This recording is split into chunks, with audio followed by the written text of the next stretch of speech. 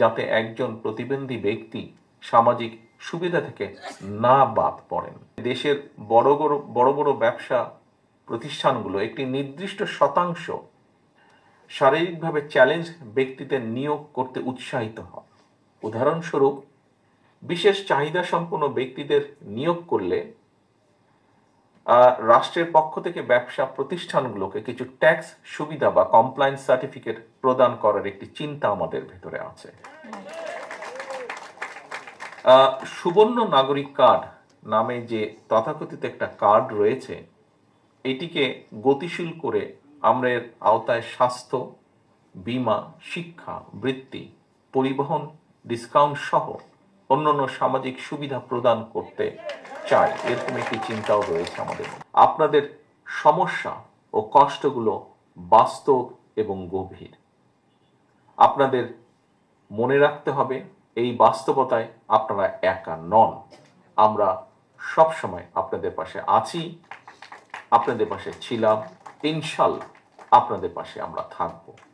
সরকার বাংলাদেশের রাষ্ট্রীয়ভাবে প্রতিবন্ধীদের ভাতা প্রদান শুরু করেন, যদিও পরবর্তী সেই সরকার সেই ভাতাকে দ্রব্যমূল্যের ঊর্ধ্বগতির সাথে সামঞ্জস্য না রেখে শুধুমাত্র তাদের দলীয় কর্মীদের মাঝেই বিতরণ করে লুটপাট করে নিয়েছে। অর্থনৈতিক বাস্তবতার সাথে সামঞ্জস্য রেখে আমরা প্রতিবন্ধী ব্যক্তিদের বা ভাই বোনদের জন্য ভাতার পরিমাণ বাড়িয়ে, যার একটি দাবি এখান থেকে এসছে, বাড়িয়ে তা ন্যায্যভাবে পুনর্নির্ধারণ করতে চাই আমাদের পরিকল্পনার ভিতরে।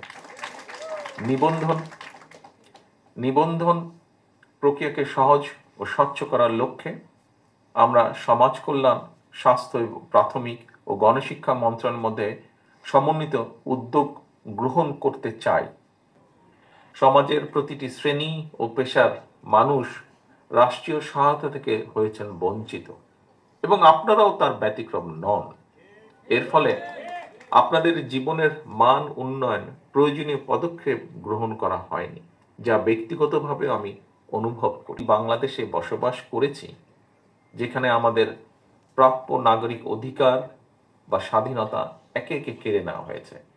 কারণ আপনাদের প্রতিবন্ধকতা আমাদের সবার প্রতিবন্ধকতা। আমি ব্যক্তিগতভাবে বিশ্বাস করি, আমরা সকলে বিশ্বাস করি, আপনাদের পেছনে রেখে আমরা কখনো এগিয়ে যেতে পারবো না, আর এগোতেও আমরা চাই না। আমরা সবাই মিলে একসাথে যে গণতান্ত্রিক বাংলাদেশ গড়ে তুলব, সেটি হবে সবার জন্য ফেয়ার, সবার জন্য ইনক্লুসিভ, সবার জন্য বসবাসযোগ্য এবং সবার জন্য উপভোগ্য যেন হয়।